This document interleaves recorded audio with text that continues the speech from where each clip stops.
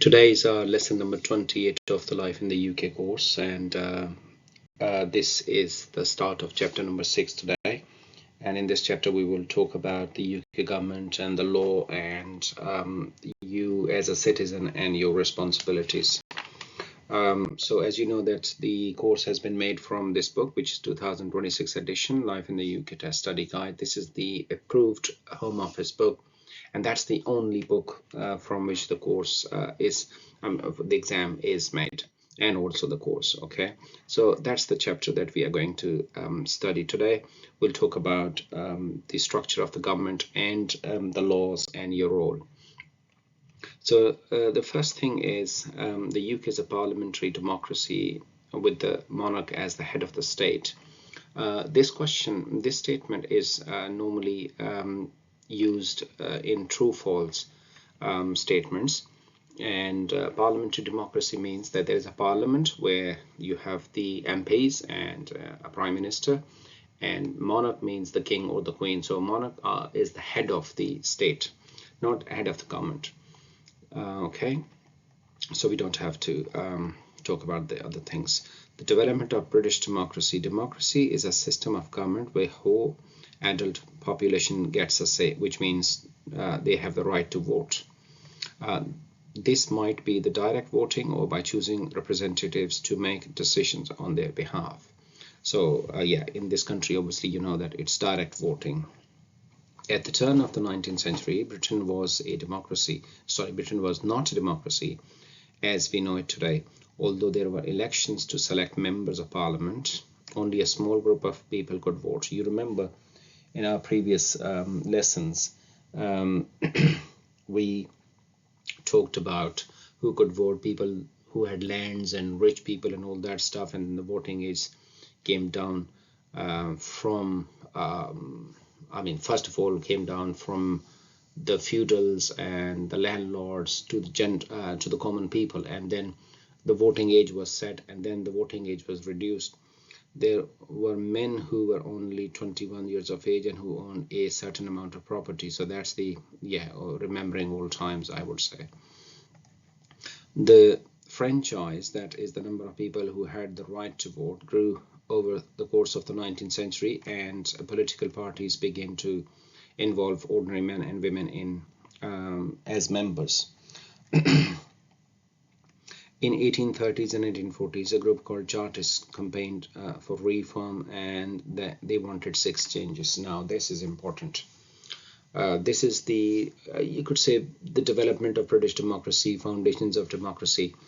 1830s and 40s, Chartists demanded these 6 changes to be made in the voting or the election system. Number 1, for every man to have the vote. Before that, as I said, and as we read today, only those people who had certain amount of property, or they were, you could say,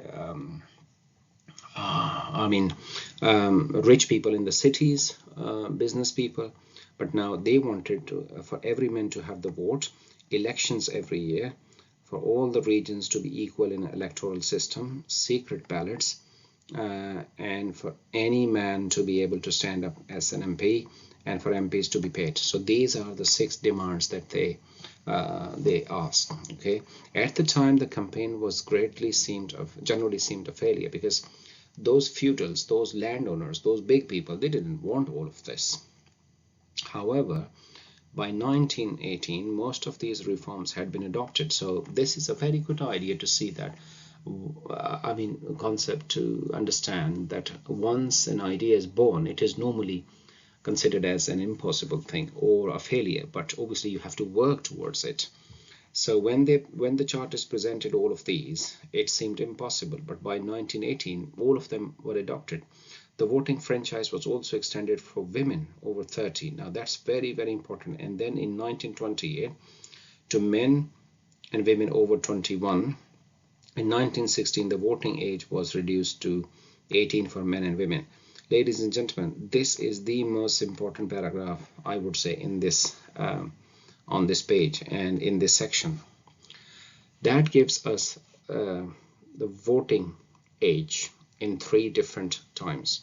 Number 1, In 1918, women were given the right to vote, okay, at the age of 30 or over. In 1928, both men and women were over 21 allowed to vote. And in 1969, the voting was reduced to 18 for both men and women. So please make sure you remember these three dates.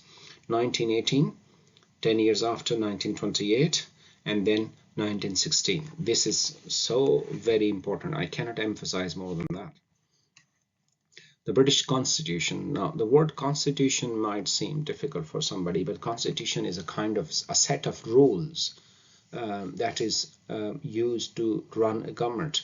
And in most countries, this constitution is in the written form, but in Britain, it's not in the written form. A constitution is a set of principles by which a country is governed, as I said. It includes all the institutions that are responsible for running the country and how their power is kept. Okay, so this is important. Is checked, actually, not kept. The British Constitution is not written down in any single document, and therefore it is described as unwritten. That's very important. Sometimes this is in true false, whether the British Constitution is written down or not written down. This is mainly because, unlike America and France, has never had a revolution which led permanently to totally new system of the government. So because there was no revolution, there was no big change. So the rules developed over a period of time. If you have a revolution, so the whole system is turned upside down and the new system is then launched, which means that the new rules and regulations also are designed or set or created. This is mainly because we have done that. Our most important institutions have developed over the hundreds of years. Okay, so we don't worry about that. Constitutional institutions. Now, these are some of the institutions according to the British constitutions to run a government. In the UK, there are several different parts of the government. So now these are all different parts of government, and we will read about all of them one by one. Number one, the monarchy means the Queen or the King. Now it is the King. Parliament, and Parliament includes House of Commons and House of Lords, both houses. The Prime Minister, the Cabinet, the Judiciary means courts, the police, you know that. The Civil Service means civil service is the officers, the bureaucracy which run the affairs of the government, and the local government, which are known as LA. Local authorities, councils, basically. So we will read all of these one by one. So let's start with the monarchy. King Charles III is the head of the state of the UK. Now please make sure you understand that very, very clean. King Charles is the head of the state, okay? And Andy Burnham or any prime minister would be the head of the government, okay? So these are two different things. So Prime Minister runs the government, and Charles is the head of the state. Whosoever is the Prime Minister, it doesn't matter. He's also the monarch who head the state of other countries and Commonwealth. Okay, the UK has constitutional monarchy. Constitutional monarchy means that we have Parliament, and at the same time we have the kings and the queens. This means that the king or the queen does not rule the country, but appoints the government, which the people have chosen in a democratic election. So when the elections happen and one party gets the most vote, okay, the king will, in this case now, the king will ask them, okay, now you form the government. Okay, obviously they have to, but it's a kind of a procedure. The monarch invites the leader of the party with the largest number of MPs or the leader of coalition between more than one party to become the prime minister. Okay, so this person the monarch invites them to make the government. The monarch has regular meetings with the prime minister and can advise, warn, and encourage, but the decisions on the government policies are made by the prime minister and the cabinet. Yes, as it's very simple. The king can advise, but the king cannot order. The king cannot make any policies, any rules, because the policies, the rules, the laws, they are made by the parliament, and in the parliament, obviously, discussion, and then the Prime Minister discusses with the cabinet and they finalize things. The king has resigned since his mother's death in September 2022. He is married to Queen Camilla. His eldest son, Prince William, the Prince of Wales, is the heir to the throne. Now, these are important things. Okay, so please make sure that you remember all of these. Sometimes it is in true false, sometimes it is in options. For example, when did the queen die? September 22, September 21, September, this type of stuff, yeah. The king has important ceremonial roles such as the openings of the new parliamentary session each year.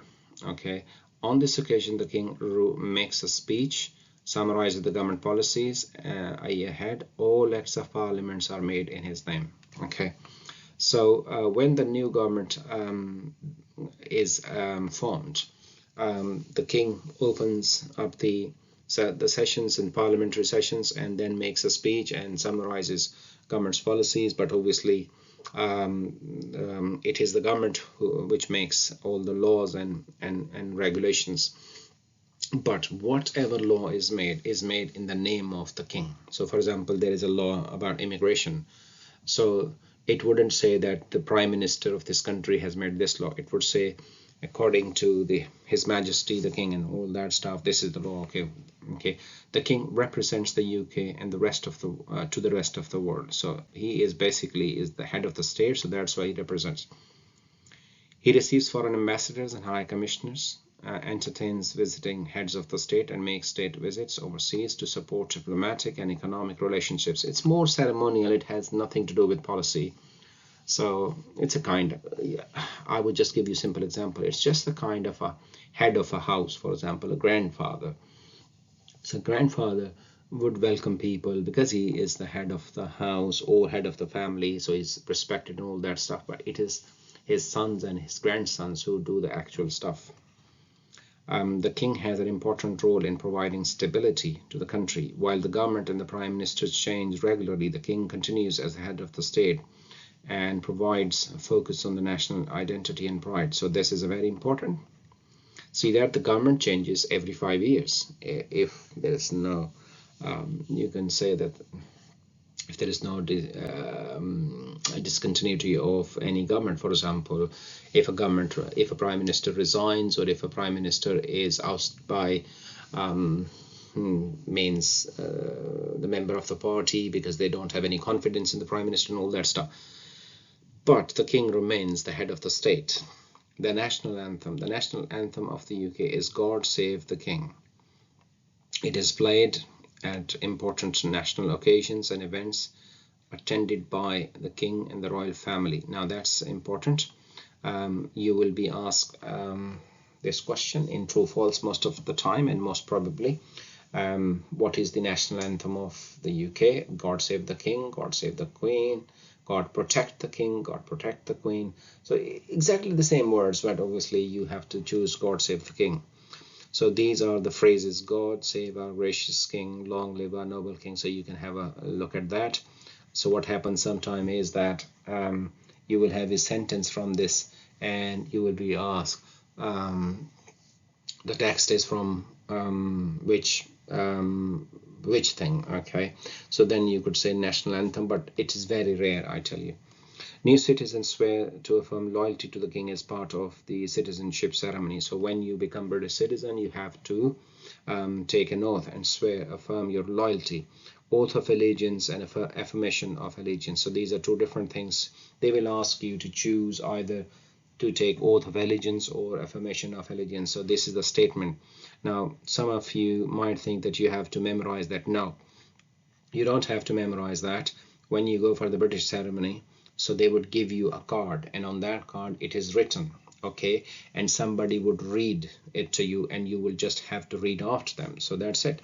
So I mean, you can read. I can read one for you. I swear by Almighty God that on becoming a British citizen, I will be faithful and with true allegiance to His Majesty the King Charles III, his heirs and thrones, and according to the law. Okay, according to the law, not anything else. Okay, and the same way you can read this. So these are some of those important things in this lesson today. So As always, please stop the video here, answer these questions, and go back and check your answers and see whether you have done them right or not. If you have any questions, please let me know. Thank you very much for watching, and I will see you in the next video. Bye.